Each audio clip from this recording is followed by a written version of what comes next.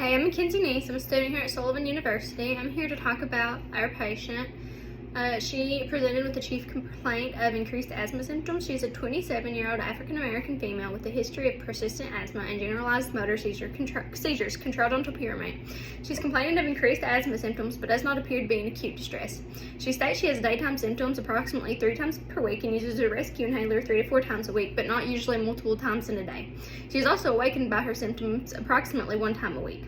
Symptoms are not tied to exertion alone.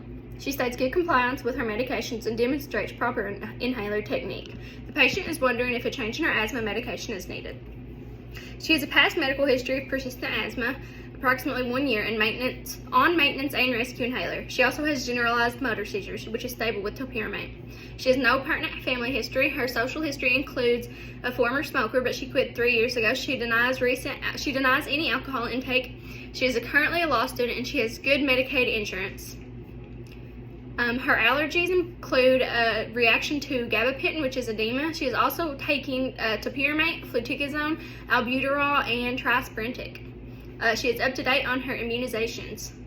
Her physical findings include positive for increased asthma symptoms, mild wheezing, no acute distress present, positive for intermittent insomnia, and positive for some lethargy.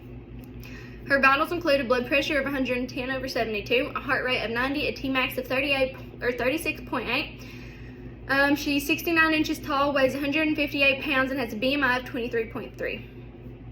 Upon labs, her protein is 4.2, her red blood cells are 5.1, her creatinine clearance is 120, and her serum creatinine is 0.8.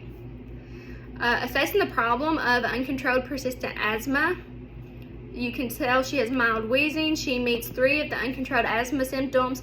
It is determined that the placement in therapy she is currently at is step 2, and according to the GINA guidelines, she needs to be increased to step 3 therapy.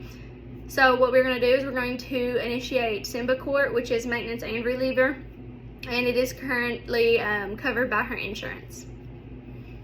The goals for her problem include relieving uncontrolled persistent asthma symptoms, present asthma-related exacerbations, and improve the patient's quality of life. So we are going to start on Symbicort, 80 micrograms per 4.5 micrograms inhalation. She'll inhale 2 puffs into the lungs twice a day for persistent asthma symptoms. She may administer up to 2 inhalations every 20 minutes for 3 doses as needed. A max of 12 inhalations per day or 6 inhalations per exacerbation.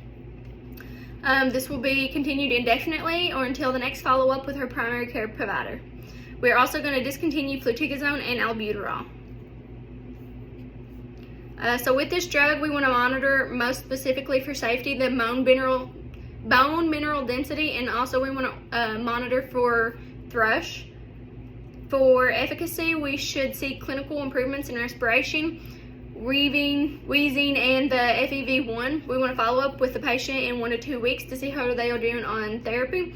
We can continue stepping down when her asthma is well controlled and has been maintained for approximately 2 to 3 months.